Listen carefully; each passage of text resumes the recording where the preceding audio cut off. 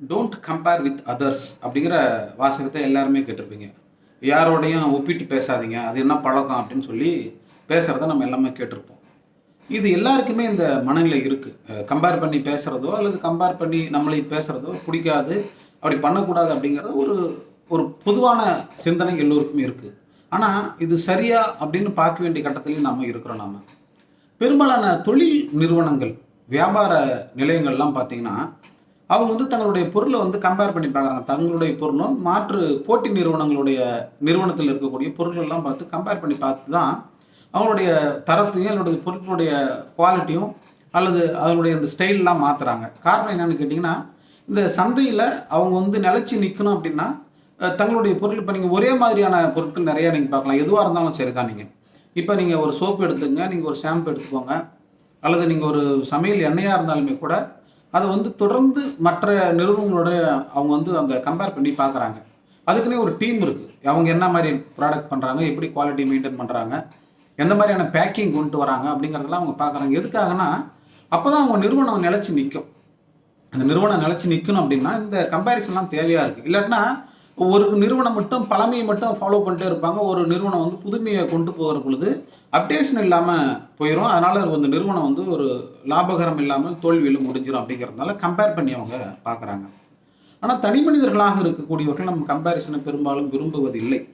Comparison தேவையில்லை. எப்ப தேவையில்லன்னா, தன்னளவில் தனக்கு ஒரு தாழ்வு மனப்பான்மை உருவாக்கிக் கொள்ளுகிற அளவுக்கு ஒரு கம்பேரிசன் இருக்கக்கூடாது. எனக்கு இது கிடைக்கலையே, ஏன் கிடைக்கல அப்படின்னு நினைக்கணும். அப்படின்னு நினைக்கிற பொழுது தான் அதுக்கான முயற்சியும், பயிற்சியும் இருக்கு. நம்மளால கண்டிப்பா அதனால வெற்றி பெற முடியும். ஆனா, இது எனக்கு கிடைக்கவே கிடைக்காது, கிடைக்கல அப்படின்னு நினைச்சு வருத்தப்பட்டுட்டு இருக்கிறதுல ஒரு பிரயோஜனமும் கிடையாது. அதே மாதிரி மற்றவர்கள் நம்மிடம் வந்து நம்முடைய குணநலங்களையோ அல்லது நம்முடைய செயல்பாடுகளிலேயோ சில கூறுகளை சொல்லுகிற பொழுது, பெரும்பாலும் சில பேர் வந்து அது நேரடியா சொன்னா குறையா இருக்கும்னு, "இது இப்படி பண்ணா பரவால்ல, இந்த மாரி இருந்தா பரவால்ல" அப்படின்னு யாராவது ஒண்ணு சுட்டி காமிச்சாங்கன்னா, அத வந்து நம்மள அவங்கள வச்சு கம்பேர் பண்ணி பார்த்துட்டாங்க. நான் அப்படி கிடையாது அப்படின்னு சொல்றது வந்து முறையா அப்படிங்கிறத நம்ம பார்க்க வேண்டியது இருக்கு. காரணம் என்னன்னு கேட்டீங்கன்னா, இதை ஒரு சில விஷயங்கள வந்து இப்படி இருந்தா நல்லாருக்கும் அப்படின்னு சொல்றது எதுக்காக அப்படின்னாலும், அல்லது சில விஷயங்கள் இவங்க இப்படி நடந்துக்கிட்டா நல்லாருக்கும் அப்படின்னு சொல்றத வந்து சில விஷயங்களோட சொல்லுகிற பொழுது, நீங்க அந்த கம்பேர்னோன்னா இது பொதுவா என்னன்னா, ஒரு ஒரு பொருளோட ஒரு பொருள கம்பேர் பண்ணும்போது யாரும் குறை சொல்லிக்கிறது இல்ல. ஆமாங்க அது பரவாயில்லதாங்க இது இப்படி இருக்குன்னு போயிடுறாங்க. ஆனா மனிதர்களோட கம்பேர் பண்ணும்போது மட்டும் அவங்களுக்கு ஒரு ஈகோ டச் ஆயிருது. அவன் பாரு நல்லா அவனுக்கும் அதே புத்தகம் இருக்கு. நல்லா படிக்கிறான், நல்லா பாஸ் பண்றான், பெரிய ஆளா இருக்கிறான். நீ ஏன்பா படிக்கல? நீ பண்ண வேண்டியது அப்படின்னா, அவனோட என்னைய ஏன் கம்பேர் பண்ண அப்படின்னு கேட்கக்கூடிய பசங்களும், கேட்கக்கூடிய மனிதர்களும் இருக்கிறாங்க. அது அந்த மாதிரி நம்ம எடுத்துக்க தேவையில்ல. பொதுவா இந்த மாதிரியான வாய்ப்புகளை நாங்கள் உருவாக்கி கொடுத்திருக்கிறோம். இந்த மாதிரியான ஒரு சலுகைகளை உங்களுக்கு நான் குடுத்திருக்கிறோம். இந்த மாதிரியான வாழ்க்கை முறை உங்களுக்கு நான் குடுத்திருக்கிறோம்.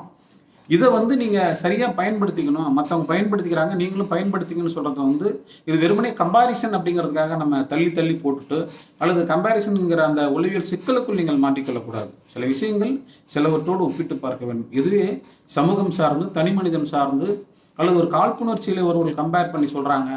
இதுதான் இது இப்படி இவன் தான் சரியா இருப்பான், இவன் சரியா இருக்க மாட்டான்னு சொல்லும்போது, நாம் அதற்கு மறுப்பு தெரிவிக்கலாம். அல்லது அந்த கம்பேரிசனை ஏற்றுக்கொள்ளாமல் இருக்கலாம். ஆனால் பொதுவாக வளர்ச்சி என்று வருகிற போது, வளர்ச்சியில் சில நேரங்களில் கம்பேரிசன் நமக்குள்ளே தேவைப்படுகிறது.